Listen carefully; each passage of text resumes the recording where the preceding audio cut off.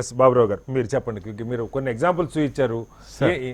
అట్లాగే ఒక అమ్మాయి 4 ప్రాక్టికల్స్ రాసింది, 2 ప్రాక్టికల్స్ హాల్ టికెట్ నెంబర్ పేరు P Priyanka, hall ticket number 1933213465.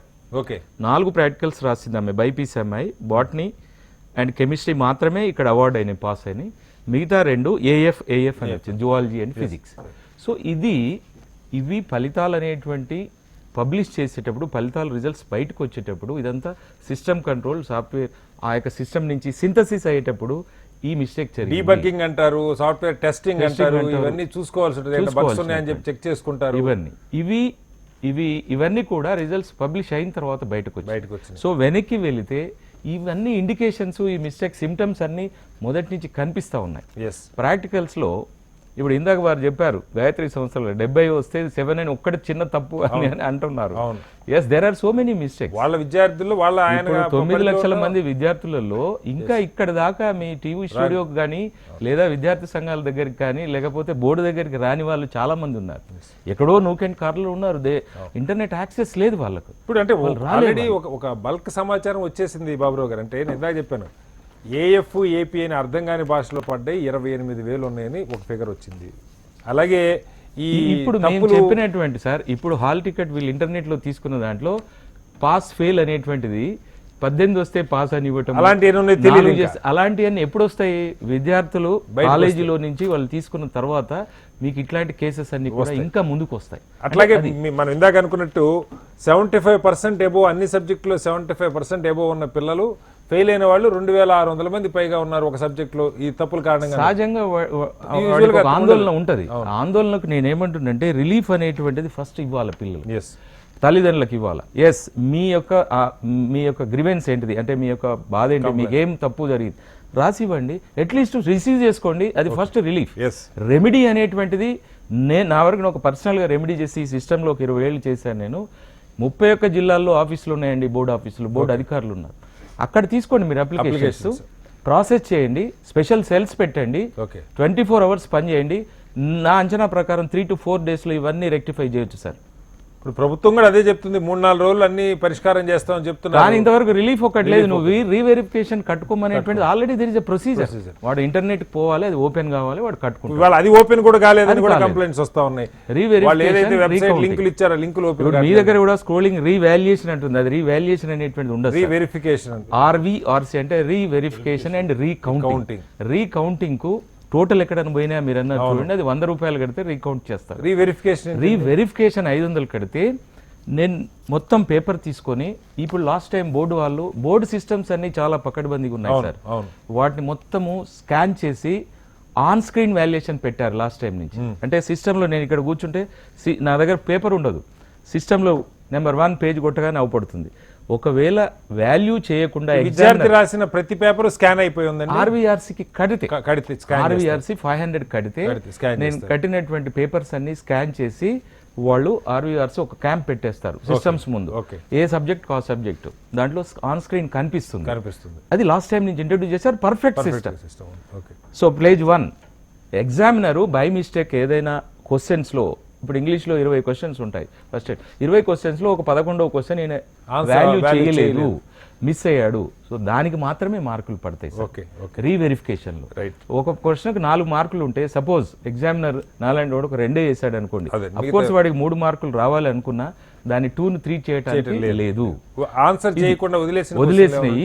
తర్వాత తను ఎక్కడైనా పేజెస్ స్కిప్ అయిపోవటం, టోటలింగ్ లో కూడా, టోటలింగ్ లో ఇక్కడ పార్ట్ 2 లో వేస్తారు సార్. టోటల్ రీవెరిఫికేషన్ లో ఇలా ఆన్సర్ మార్కులు వేయని క్వశ్చన్లు ఏమైనా ఉంటే అవి ప్లస్ టోటల్ 2 క్యారింగ్ సార్. ఇక్కడ 18వ క్వశ్చన్ మార్కులు వేసాడు, అవార్డు చేశాడు, కానీ తీసుకొచ్చి పార్ట్ 2 లో వేయలేదు, టోటలింగ్ లో తప్పు పోతుంది. ఆ టోటలింగ్ పార్ట్ 3 కి కరెక్ట్ గా క్యారీ చేశాడా? ఈ ప్రొసీజర్ అంతా పార్ట్ 3 నుంచి ఇప్పుడు మీరు అన్నట్టుగా 99 వేశాడు, బబ్లింగ్ 00 చేశాడు, అక్కడ దొరకాలి ఈ 99. మరి 99 కేసు ముందే ఎట్లా మీరు how can you rectify that? ఎట్లా టీచర్ చేస్తారన్నది మనం కంటిన్యూ చేద్దాం. అయ్యప్ప గారు మీరు చెప్పండి, ఒక విద్యార్థి సంఘ నాయకులుగా దశాబ్దాలుగా అనేక సమస్యలు, ఉద్యమాల మీద విద్యార్థి సంఘాలు, ఏవీపీ కావచ్చు, ఇతర సంఘాలు కావచ్చు పోరాటం చేస్తాం.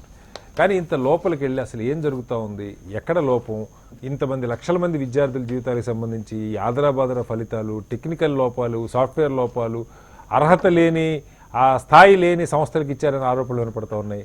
జేఎన్టీయూ లాంటి ప్రతిష్టాత్మక సంస్థలు చాలా తప్పులు దొరికే అవకాశం ఉంది, మీరు సరి చూసుకోండి అని చెప్పినా కూడా తప్పులు దొరికినాయంటే ఏంటి దీనికి కారణం? ఇందులో నాకు ఏమనిపిస్తుందంటే మినిస్టర్ గారు ఇంతకుముందు తన సమాధానంలో అపోహలు ముందే తెలుసు, కేవలం అపోహలు మాత్రమే, అంతర్గత విభేదాలు అన్నాడు కదా. అపోహలు అనే విషయంలో తప్పు. అపోహ అంటే అబద్ధం అన్నట్టే. అబద్ధం అంటే 21,000 మంది విద్యార్థులకు ఏఏఏఎఫ్ పడ్డ విషయం అపోహన. లిఖిత అనేక అమ్మాయి ఆబ్సెంట్ అయినా మొత్తం పాస్ కావడం అపోహన. మంచిర్యాలలో ఒక అమ్మాయి 0 మార్కులు వచ్చి 99 మార్కులు మీరే వేసింది కదా, మీ బోర్డు వేసింది కదా, అది అపోహన. గ్లోబరీనా సంస్థ ఎవడైతే కంపెనీ ఉన్నారో గ్లోబరీనా సంస్థనే 500 మంది ఇలాంటి కరెక్షన్స్ ఉన్నాయి, అవి మేము చేస్తామని చెప్పి చెప్పడం అపోహన. దీనికి సమాధానము ఆయన సోయి ఉండి మాట్లాడుతుండా సోయి లేకుండా మాట్లాడుతుండా ఏమో అర్థమైతలేదు. అసలు నాకు ఎంత బాధ అవుతుందంటే 10 లక్షల మంది విద్యార్థులు తల్లిదండ్రి ఏ తల్లిదండ్రులు అయినా సరే గ్రామీణ ప్రాంతాల్లో 60% గ్రామీణ రూరల్ బ్యాక్గ్రౌండ్ ఉన్న స్టూడెంట్స్ ఉన్నారు.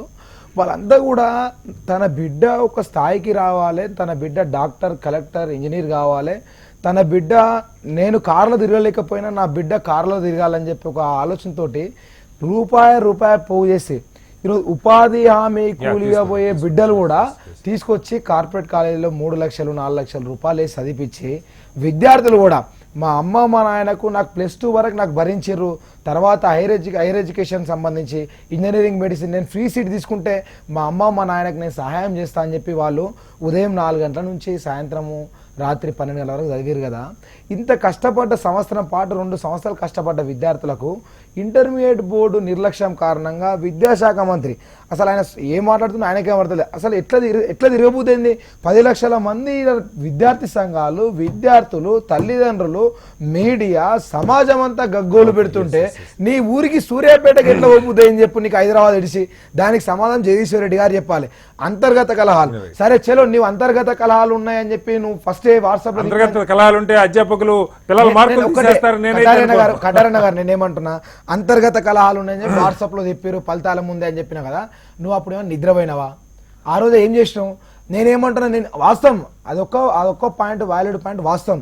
నేనేమంటున్నా, సుశీల్ కుమార్ అక్కడ సిఓఈ ఉన్నాడు కదా, ఆయన మీద నార్కో అనాలిసిస్ పరీక్షకు పంపించే సిద్ధం మీ ప్రభుత్వానికి దమ్ముందా? తీరి అందరు ఫోన్ కాల్స్ ఇచ్చి ఎవరు చేసారు, ఎవరిది గ్లోబరీనా సంస్థకు ఎవరు ముడుపులు తీసుకున్నాయి కదా, మొత్తం పబ్లిక్ డొమైన్లో పెడితే ఇబ్బంది ఏంది అంటున్నా. మీరు తప్పు చేయలు, మీ తప్పు లేదు, మీరు చాలా ఆరోపణ ఏంటి? గ్లోబరీనా సంస్థతో ఎవరికైనా ప్రభుత్వంలో పెద్దలకి సంబంధాలు ఉన్నాయని పచ్చిగా ఉంది కదా. ఈ రోజు గ్లోబరీనా సంస్థ ఏదైనా సరే ఇంటర్మీడియట్ బోర్డు అనేది చాలా ట్రాన్స్పరెంట్ గా టెండర్స్ పిలిచేది. అయ్యప్ప గారు మీతో తీసుకునే ముందు మనతో టీఆర్ఎస్ నాయకులు, సీనియర్ నాయకులు రవీంద్ర గారు కూడా చాలాసేపు నుంచి ఫోన్ లైన్ లో ఉన్నారు. రవీంద్ర గారు నమస్తే. సార్ నమస్కారం సార్. రవీంద్ర గారు మన్నించాలి, మీ మంత్రి గారు మాట్లాడుతున్నది ఇవన్నీ కూడా అయిన తర్వాత మీ ఒపీనియన్ తీసుకున్నాం. రవీంద్ర గారు మీరు చూస్తా ఉన్నారు పిల్లల సమస్యలు, ఇది ఏదో ప్రభుత్వాన్ని విమర్శించాలన్న ఉద్దేశం కాదు, కానీ లక్షల మంది పిల్లలకి ఏదో వేలల్లో తప్పు జరిగినట్టు స్పష్టంగా కనపడుతోంది, కానీ లక్షల మంది పిల్లల్లో ఆందోళన ఉంది, మాది రైట్ వచ్చిందో తప్పు వచ్చిందో అని. ఎక్కువ రావాల్సిన మార్కుల వాళ్ళకి తక్కువ రావటం ఒకటైతే, తక్కువ రావాల్సిన పిల్లలు కూడా ఎక్కువ వచ్చినాయి అని. రేపు పొద్దున సాఫ్ట్వేర్ ఏమైనా సరే అయితే వీళ్ళకి వచ్చిన మార్కులు పోతాయేమన్న భయం ఉన్న పిల్లలు కూడా ఉంటారు సహజంగానే. వీటన్నిటికీ పరిష్కారం మొత్తంగా ఈసారి ఈ 2 ఏళ్ల నుంచి ఈ సాఫ్ట్వేర్లో పెద్ద ఎత్తున లోపాలు జరిగినాయి డేటా ఎంట్రీ దగ్గర నుంచి అని చెప్పి అధ్యాపక సంఘాలు చెప్తున్నారు, విద్యార్థి సంఘాలు చెప్తా ఉన్నారు. కళాశాలల యాజమాన్యాలు కూడా ఎక్కువ సంఖ్యలో కాకపోయినా మా దగ్గర కూడా 1 జరిగిందని చెప్పి వారు చెప్తున్నారు. ఏమంటారు దీనికి? I certainly agree with you sir. యాక్చువల్గా ఏంటంటే ఇప్పుడు మన ఈ ప్రాసెస్ జరిగేటప్పుడు మనకు కరెక్షన్ చేసిన తర్వాత పేపర్ని మార్క్స్ ఎంటర్ చేసే విధానంలో వచ్చినప్పుడు డేటా ఎంటర్ చేయాల్సి వస్తుంది సార్. డేటా ఎంట్రీ చేసేటప్పుడు ఏంటంటే ఇక్కడ మాన్యువల్ ఇంటర్ఫియరెన్సెస్ ఉంటుంది. సో దో ద అప్లికేషన్ ఈ మన మార్క్ షీట్ ప్రిపరేషన్ అంతా కూడా సాఫ్ట్వేర్ డెవలప్మెంట్ ప్రాసెస్ ఇక్కడ ఏంటంటే డేటా ఎంట్రీ చేయాల్సింది మాత్రం మ్యాన్మేడ్ అండి. మాన్యువల్ ఎంట్రీ ఉంటుంది. ఈ మాన్యువల్ ఎంట్రీలో మిస్టేక్స్ జరిగిందా లేకపోతే సాఫ్ట్వేర్ డెవలప్మెంట్ లోనే మిస్టేక్స్ జరిగిందా అనేది ఐడెంటిఫై చేయడం కోసము ఇప్పుడు మనకి ఏంటంటే గ్లోబరీనా కంపెనీ అయితే టెండర్ ని విన్ చేసి మీరు అంటే రవీంద్ర గారు ఇందాక మంత్రి గారు కూడా చెప్పారు, ఒకటి మ్యాన్ మేడ్ ఎర్రర్ అయితే దానికి 2 లెవెల్స్ లో చెకింగ్స్ ఉన్నాయి, నా మార్కులు వేసేదానికి 2 లెవెల్లో చెకింగ్స్ ఉన్నాయని అధ్యాపక సంఘాలు స్వయంగా పేపర్లు దిద్దిన గురువులు చెప్తా ఉన్నారు. ఒకటి. రెండవది సాఫ్ట్వేర్ లోపం ఇందాక మనం మాట్లాడుకున్నాం, ఈ ఏఎఫ్ ఏపీ అన్నది అది ఎవరు రాసేది కాదండి వాళ్ళ మార్కుల లిస్ట్ లో, పిల్లల మార్కుల లిస్ట్ లో ఆబ్సెంట్ అయ్యి పాస్ ఎట్లా అవుతారండి అసలు? దానికి అంటే ఏమైనా ఆన్సర్ ఉందా? ఇవాళ బోర్డు కార్యదర్శి అశోక్ గారు దానికి ఇచ్చిన వివరణ ఏంటంటే ఏపీ అంటే ఆబ్సెంట్ పాస్ అని. ఆబ్సెంట్ అయిన పిల్లలు పాస్ అవటం అసలు ఎక్కడ సాధ్యం అవుద్దా? సో యాక్చువల్ గా సార్ ఇప్పుడు యాక్చువల్ గా ఏంటంటే we are agreeing with the whatever the problem right no happen. లోపాలు అయితే జరిగినాయి సార్, లోపాలు జరగలేదు అని అంటే నా పాయింట్ ఏంటంటే మ్యాన్ మేడ్ మిస్టేక్సే కాదు, సాఫ్ట్వేర్ లోపం స్పష్టంగా కనపడుతున్నది కదా. 18 మార్కులు వచ్చి పాస్ అని ఎట్లా వస్తుంది? మార్కులు 18 కనపడుతున్నాయి, ఒకవేళ టీచర్ తప్పేసి 18 వేసినా ఆటోమేటిక్ అక్కడ ఫెయిల్ అని రావాలి కదా, పాస్ అని ఎట్లా వస్తుంది అన్నది పాయింట్. సో డెఫినెట్ గా సార్ సాఫ్ట్వేర్ డెవలప్మెంట్ ఎర్రర్స్ అయితే ఇక్కడ విజువల్ గా కనిపిస్తున్నాయి సార్. ఇక్కడ హైడ్ చేయడానికో లేకపోతే ఎవరన్నా సంతృప్తి పెట్టడానికో ఎక్కడ ఏం లేదు సార్. ఇక్కడ ఐఎమ్ అగ్రీయింగ్ విత్ అయ్యప్ప గారు, మూర్తి గారు అండ్ బాబురావు గారు. There is visual errors which is locating in the software development sir. కాకపోతే ఇక్కడ there are some chances are there in manual entry. ఎందుకనంటే ఎక్కడో ఎంట్రీ చేసేటప్పుడు 99 కు బదులు 0 అని ఎక్సెల్ షీట్ లో ఎంటర్ చేసేటప్పుడు ఆ ఎక్సెల్ షీట్ ని ఫీడ్ చేసుకునే సాఫ్ట్వేర్, అప్లోడ్ చేసుకునే సాఫ్ట్వేర్ ఏదైతే ఉంటుందో దాంట్లో ఎంత వరకు ఉంటుంది అనేది నేను అనుకోవడం. ఒక్కసారి సార్ మీరు ఇక్కడే రవీంద్ర గారు మీరు ఆగండి ఒక్క మాట. ఇక్కడ అసలు ఎక్సెల్ షీట్ లో ఎవరైనా టైప్ చేయటం అన్నది ఏమన్నా ఉందా? అది కాదు ఓఎంఆర్లు అంటున్నారు, అధ్యాపకులు చెప్తారు, పేపర్లు దిద్దిన గురువులు చెప్తారు. శ్రీనివాస్ రెడ్డి గారు చెప్పండి. రవీంద్ర గారు ప్లీజ్. సార్ ఇక్కడ మన సార్ అన్నట్టుగా మాన్యువల్ ఫీడింగ్ ఉండదు సార్, ఉండదు. మాకు పార్ట్ 1 కోడింగ్ డీకోడింగ్ ఉంటుంది సార్. ఓకే. పార్ట్ 2లో మనము మార్క్స్ వచ్చినాయి అవార్డ్ చేస్తాము. పార్ట్ 2 వచ్చిన దాంట్లో పార్ట్ 3 వేస్తాము. పార్ట్ 3 వేసిన తర్వాత మార్క్స్ ఇంతకుముందు 99 అమ్మాయికి మార్క్స్ వేసినప్పుడు దాని కింద బబ్లింగ్ ఉంటుంది. ఆ బబ్లింగ్ లో మిస్టేక్ జరిగింది. వివరంగా చెప్పండి సార్. అంటే పార్ట్ 3 అనేది ఫైనల్ గా అమ్మాయికి వచ్చిన మొత్తం మార్కులు బోర్డుకి ఎంటర్ చేస్తారు. పార్ట్ 2 లోనేమో మనం క్వశ్చన్ వైజ్ గా మార్క్స్ వేస్తాం. మొత్తం మార్కులు ఇక్కడ ఉంటాయి. మొత్తం మార్క్స్ 99 వచ్చినాయి. ఇక్కడ 99 అని రాయాలి, 99 అని వేయాలి, వర్డ్స్ లో రాయాలి, మనం 99 దిద్దాలి, వేయాలి, మన కింద బబ్లింగ్ చేస్తాం. ఈ పార్ట్ 3 ని మనం చింపి మనం బోర్డు పంపిస్తాం. అవన్నీ స్కానింగ్ మాత్రమే జరుగుతుంది. సో మీరు రాసిన మార్కులు స్కానింగ్ జరుగుతుంది, మధ్యలో మళ్ళీ 2 సార్లు వెరిఫై అవుతుంది. 15 మంది ఎగ్జామినర్ ఉంటుంది, ఎగ్జామినర్ మీద సిఈ ఉంటాడు, సిఈ మీద ఎస్సీ ఉంటాడు. ఈ మార్క్స్ కరెక్ట్ బబ్లింగ్ అయిందా లేదా అనేది స్క్రూటినైజర్ ఉంటాడు. అంటే 4 దశలు ఉంటుంది. ఎస్సీ ఉంటాడు, సిఈ ఉంటాడు, ఏఈ ఉంటాడు, తర్వాత స్క్రూటినైజర్ ఉంటాడు. సో మంత్రి గారు చెప్పినంత తేలిగ్గా 99 బదులు 00 వేస్తే ఆటోమేటిక్ వచ్చేది. బబ్లింగ్ లో ఒకసారి మిస్టేక్ జరుగుతుండొచ్చు, అది స్క్రూటినైజర్ ఐడెంటిఫై చేస్తాడు. సార్ అన్నట్టుగా రవీంద్ర గారు అన్నట్టుగా డెఫినెట్ గా మ్యాన్ మేడ్ మార్క్స్ ఫీడ్ చేయరు. మనకి ఓన్లీ బార్ కోడ్ సిస్టమ్ ఉంటుంది, స్కాన్ చేస్తుంది, మిస్టేక్ పోయే అవకాశం లేదు. ఎవరు డేటా ఎంటర్ చేసేది మార్కులు ఎంటర్ చేసేది ఉండదండి. బాబురావు గారు చెప్పండి. ఇప్పుడు తీసుకుంటారు రవీంద్ర గారు కైండ్లీ. ఒక బండిల్లో 15 స్క్రిప్ట్స్ ఉంటాయి సార్. ఆ 15 స్క్రిప్ట్స్ కోడింగ్ చేసేటప్పుడు దాని మీద కంట్రోల్ బండిల్ స్లిప్ ఉంటుంది, దాని మీద కూడా బార్ కోడ్ ఉంటుంది. ఓకే. సో ఈ 15 బండిల్ వచ్చిన ఈచ్ బండిల్ అంటే ఈచ్ స్క్రిప్ట్కి వచ్చిన మార్క్స్ను ఈ 15 1 to 15 నెంబర్స్ ఉంటాయి, దాంట్లో పోస్టింగ్ చేయాలి మార్క్స్.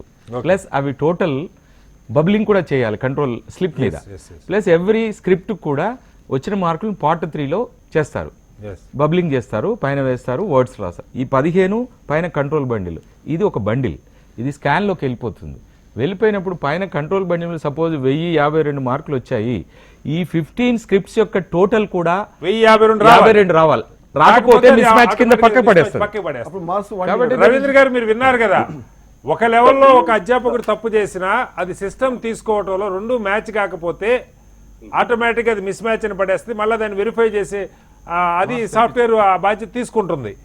అది జరగలేదు, తప్పులు ఆటోమేటిక్ గా రోల్ అయిపోయినాయి అన్నది చెప్తా ఉన్నారు. ఏమంటారు? సార్ నేను definitely I agree with sir. ఇక్కడ ఏంటంటే అధ్యాపకులది ఎక్కడ కూడా మిస్టేక్ కనపడదు సార్. ఎందుకంటే అధ్యాపకులు పేపర్లు దిద్దడం అనేది, పేపర్లు కరెక్ట్ చేయడం అనేది ఈ రోజు నుంచి చేస్తుంది కాదు సార్. ఇంటర్ బోర్డు వ్యవస్థ ఏర్పాటు చేస్తున్నారు. Definitely we trust, we all have the trust on them sir. ఇక్కడ ఏంటంటే మేము కూడా ఐడెంటిఫై చేస్తుంది ఏంటంటే గ్లోబరీనా కంపెనీలో వాళ్ళు డెవలప్మెంట్ చేసిన సాఫ్ట్వేర్ ని ప్రాపర్ గా వాళ్ళు టెస్ట్ చేస్తారా, వాళ్ళ డిజైన్ లోపాలు ఏమైనా ఉన్నాయా, వాళ్ళ డెవలప్మెంట్ లో ఎర్రర్స్ ఉన్నాయా, లేకపోతే వాళ్ళు ప్రాపర్ క్వాలిటీ అనాలైసిస్ చేయలేదా అనేది మాకు అది ఒక మాకు క్వశ్చన్ మార్క్ సార్. దీనిని ఇంటర్ బోర్డు లోపల ఏదైతే ఇంటర్ బోర్డు వాళ్ళకు గ్లోబరీనాకు టెండర్ ఇచ్చినప్పుడు వాళ్ళ అప్లికేషన్ డెవలప్ ఏదైతే చేసిరో సాఫ్ట్వేర్ డెవలపర్ ని వీళ్ళు ఇంటర్ బోర్డులో ఉన్నటువంటి వాళ్ళు ఆ రిలీజ్మెంట్ కి బిఫోర్ ర్యాండమ్ టెస్ట్ చేసిరా చేయలేదా, ఇలాంటి అనుమానాలు మాకు కూడా ఉన్నాయి సార్. ఓకే, దానికోసమే ఏదైతే విద్యార్థుల పక్షాన ఆందోళన చెందొద్దు విద్యార్థులనే ఏకైక లక్ష్యంతో తెలంగాణ భారత పౌరులైనటువంటి తెలంగాణ విద్యార్థులు ముందు భవిష్యత్తు మంచిగా ఉండాలనే ఉద్దేశంతో మీ అందరి సహకారంతో మేము కూడా ఏంటంటే ఇక్కడ ఎప్పుడైతే ఇమీడియట్ గా ఏదైతే ఐడెంటిఫై జరిగిందో దాన్ని రెక్టిఫై చేయడం కోసం నిపుణులైనటువంటి ఇందాక బాబురావు గారు ఒక మాట చెప్పారు రవీంద్ర గారు, అంటే రిలీఫ్ ఏంటంటే ముందు ఇమీడియట్ గా ఎక్స్పెక్ట్ చేసేది పిల్లలు రీవెరిఫికేషన్ అయినా రీకౌంటింగ్ అయినా మీరు కనీసం ఫీజు లేకుండా ముందు వెంటనే అసలు అన్ని ఆటోమేటిక్ గా చేస్తామనో ఇలాంటి మాట ఏమి రాలేదు. మామూలుగా రొటీన్ గా చెప్పే పద్ధతిలోనే మీకు డౌట్ ఉంటే రీవెరిఫికేషన్ పెట్టుకోండి లేదంటే రీకౌంటింగ్ పెట్టుకోండి చెప్తున్నారు తప్ప తప్పు జరిగింది దీన్ని సరిచేయాలి కాబట్టి కొంచెం ఒక 2 రోజులు ఆగండి మేము అన్ని వెరిఫై చేస్తాం ఆటోమేటిక్గా రీకౌంటింగ్ చేయిస్తాం, డౌట్ ఉన్న వాళ్ళంతా ఆయా కాలేజీల్లోనో లేదా ఆ జిల్లా హెడ్ క్వార్టర్లోనో కంప్లైంట్ ఇవ్వండి మొత్తం మేము వెరిఫై చేస్తామని చెప్పే మాట ఫీజు లేకుండా రాట్లా. ఆల్రెడీ మా విద్యాశాఖ కార్యదర్శి ఎవరైతే జనార్దన్ రెడ్డి గారు ఆ మాట చెప్పారు సార్. వాళ్ళు ఏమన్నారనంటే if you feel that you have an error in your mark sheet you are entitled to apply for the reverification చేసుకున్న తర్వాత ఎర్రర్ మా దగ్గర ఉంది అని అంటే definitely will reimburse the payment. మీరు ఏదైతే డబ్బులు కట్టిర్రో అది గవర్నమెంట్ వాపస్ ఇస్తుంది అనేటువంటి భరోసా. ఇది అంతకు ముందు కూడా ఉన్నటువంటి ప్రయోజనే. రవీంద్ర గారు మనతో అయ్యప్ప మాట్లాడతారు, ఒక్క నిమిషం ఉండండి ప్లీజ్. చెప్పండి రవీంద్ర, నమస్తే. నీ ద్వారా కనీసం మీరైనా లైన్ లో వచ్చి మాట్లాడుతారు, చాలా సంతోషం అవుతుంది. ఒక బాధ్యత గల విద్యార్థి సంస్థగా, దేశంలో అతిపెద్ద విద్యార్థి సంస్థగా, రాష్ట్రంలో ఒక పెద్ద విద్యార్థి సంస్థగా మేము మిమ్మల్ని అప్పీల్ చేస్తున్నాం. మనకు రాజకీయం చేయాల్సిన అవసరం మాకు లేదు. 10 లక్షల మంది విద్యార్థులు బాగుపడాలంటే మీ ద్వారా దయచేసి సీఎం గారు స్పందిస్తే బాగుంటుంది. ఇంత పెద్ద ఇష్యూ 10 లక్షల కుటుంబాలు రోడ్ల మీదకి వచ్చినాయి. గ్లోబరీనా అనే సంస్థకు అసలు దానికి ఎట్లా కాంట్రాక్ట్ వచ్చింది? బోర్డు పెట్టిన నామ్సే ఉన్నాయి. ఏం నామ్స్ పెట్టిర్రు? 3 లక్షల మందికి ఎగ్జామ్ కండక్ట్ చేసి ఉండాలి. ఏదైనా కంపెనీకి ఇచ్చేటప్పుడు 5 స్టేట్లో ఎగ్జామ్ కండక్ట్ చేసి ఉండాలి. 5 స్టేట్లో 2 బోర్డులు ఉండాలి, అంటే 2 +2 ఎడ్యుకేషన్ చేసి ఉండాలి. ఈ రూల్స్ బ్రేక్ చేసి గ్లోబరీనాకి ఎట్లా ఇచ్చారు? ఒకటి L1 నేషన్ కాబట్టి వచ్చినా అని చెప్పి వాళ్ళంటారు, బోర్డు అంటుంది. నేనేమంటున్నా అంటే నేను కూడా ఒకటి కంపెనీ పెడతా, నేను కూడా L1 ఆయన కంటే 4,30,00,000 వేసింది కదా, నేను 3 కోట్లకే ఇస్తా, నాకు ఇస్తారా బోర్డు? ఒకటోది. రెండో విషయం, మేమేమంటున్నా అసలు ప్రధానమైన ఇష్యూ డైవర్ట్ అవుతుంది. నేనేమంటున్నా అంటే ఈ తెలంగాణ రాష్ట్రంలో మొన్న జరిగిన 13 క్యాంపులలో 25,000 ఎగ్జామినర్స్ను అపాయింట్మెంట్ చేశారు పేపర్ వాల్యుయేషన్ కోసం. 5,000 మంది చీఫ్ సూపరింటెండెంట్లు చేశారు. వీళ్ళందరూ కూడా 25,000 మంది కార్పొరేట్ కాలేజీలు ఈ హైదరాబాద్ నగరంలో 300 వరకు కార్పొరేట్ కాలేజీలు ఉన్నాయి. కార్పొరేట్ కాలేజీలో క్రీమ్ లెక్చరర్స్ ఉంటారు. ఒక లెక్చరర్ కు 3 లక్షలు 4 లక్షలు ఇచ్చి లెక్చరర్స్ ఉన్నారు. వాళ్ళు ఒక్కరన్నా పేపర్ వాల్యుయేషన్ లో పాల్గొన్నారా?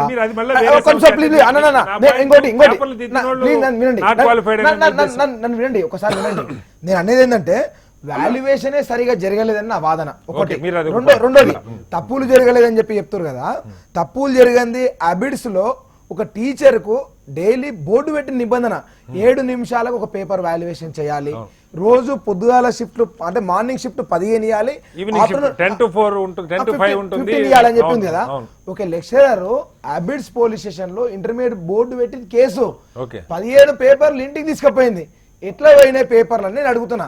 నేను ఏమంటున్నా అంటే ఓవరాల్ గా మనకు విద్యార్థులకు న్యాయం చేయాలి కాబట్టి వాల్యుయేషన్ చేయాలి. మీరు వెరిఫికేషన్ కాదు మాకు కావాల్సింది, మాకు వాల్యుయేషన్ లోనే అపనమ్మకాలు ఉన్నాయి కాబట్టి. తప్పు చేసింది ఒక నిమిషం అన్న, తప్పు చేసింది ప్రభుత్వము.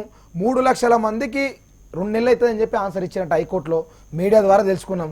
నేనేమంటున్నా 10 లక్షల మందికి 20 రోజులు అయిపోయిన వాల్యుయేషన్ 3 లక్షల మందికి ఎట్లయితే నాకు 2 నెలలు ఎట్లయితే నాకు తెలియదు. కాబట్టి తప్పు ప్రభుత్వానికి, కాబట్టి శిక్ష కూడా ప్రభుత్వానికే పడాలి, దానికి భరించాలి మొత్తం డబ్బులు. ఏ ఒక్క విద్యార్థి కూడా డబ్బులు కట్టాడు, మీరే కట్టాలి, ప్రభుత్వం భరించాలని మా ఒక విజ్ఞప్తి. ఒక అబ్జెక్షన్ ఏంటంటే ఇక్కడ పేపర్ వాల్యుయేషన్ క్వాలిఫైడ్ టీచర్స్ తోనే చేస్తారు, దాంట్లో ఎక్కడ డౌట్ ఏం లేదు. ఎందుకంటే ఇప్పుడు ప్రైవేట్ కాలేజ్ చదివినా లేదా గవర్నమెంట్ కాలేజ్ చదివిన లెక్చర్స్ అయినా, ఎవరైనా చెప్పే లెక్చర్స్ అయినా, ఎవరైనా ఎక్స్పీరియన్స్ నాన్ ఎక్స్పీరియన్స్ ఉంటుంది తప్ప 2 years 3 years ఎక్స్పీరియన్స్ లేదా 20 years ఎక్స్పీరియన్స్ ఉన్న వాళ్ళు ఉంటారు తప్ప నాన్ క్వాలిఫైడ్ ఎవరో ఎస్ఎస్సి వాళ్ళతో 2 years ఎక్స్పీరియన్స్ నాట్ వ్యాలిడ్ అని చెప్పలేదండి. 20 years దొరకకపోవచ్చు కానీ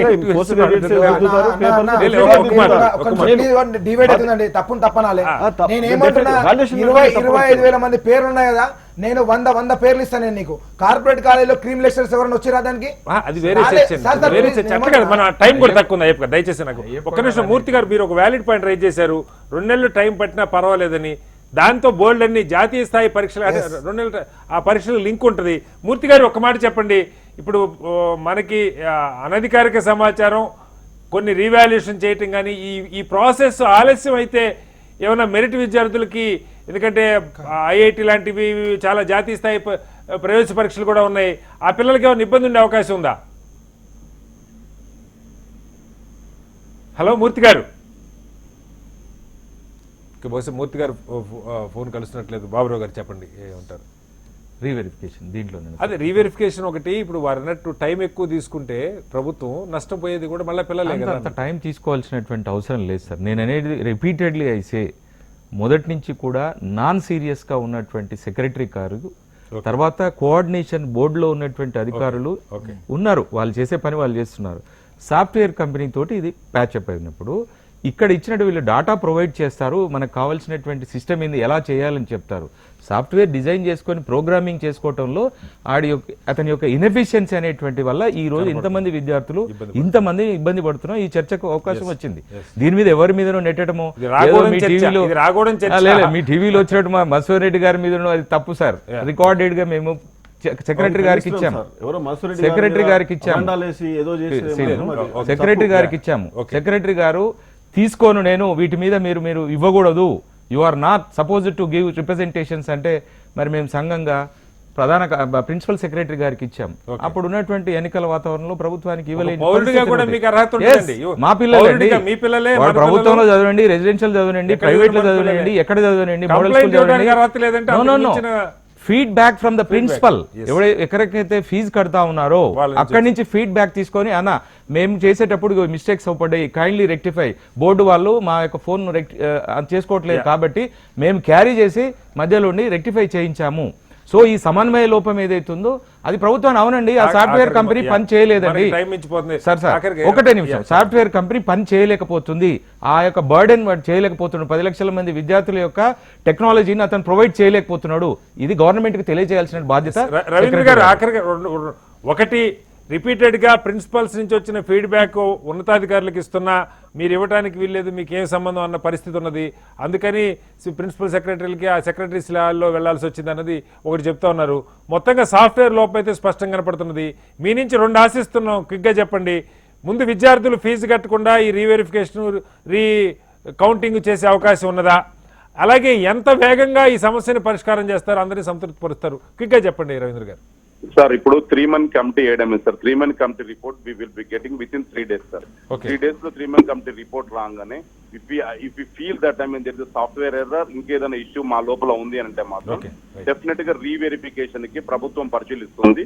రీవెరిఫికేషన్ కి ఎలాంటి ఛార్జ్ చేయకపోవచ్చు, ఒకవేళ ఛార్జ్ చేసినా అది రివర్స్ చేయడం మాత్రం కంపల్సరీ జరుగుతుంది సార్. రెండోది, ఆల్రెడీ ప్రభుత్వం ఏంటంటే బాధ్యతాయుతంగా మా తెలంగాణ విద్యార్థులు జాతీయ స్థాయి పరీక్షలకు అర్హత మీకు తెలుసు ఆ సమస్య, వాళ్ళకి జాతీయ స్థాయి పరీక్షలు వాళ్ళకి అవకాశంగా ఉండాలి, ఈ మార్కులు చాలా వేగంగా రావాల్సిన అవసరం ఉంది. థ్యాంక్ యూ రవీంద్ర గారు, మనకి టైం మించిపోతా ఉంది. మొత్తంగా రాబోయే 2-3 రోజుల్లో వీలైనంత వేగంగా ఈ సమస్య పరిష్కారం కావాలని ప్రభుత్వం నుంచి స్పష్టమైనటువంటి భరోసా, వీలైతే ముఖ్యమంత్రి గారి దగ్గర నుంచే భరోసా రావాలి.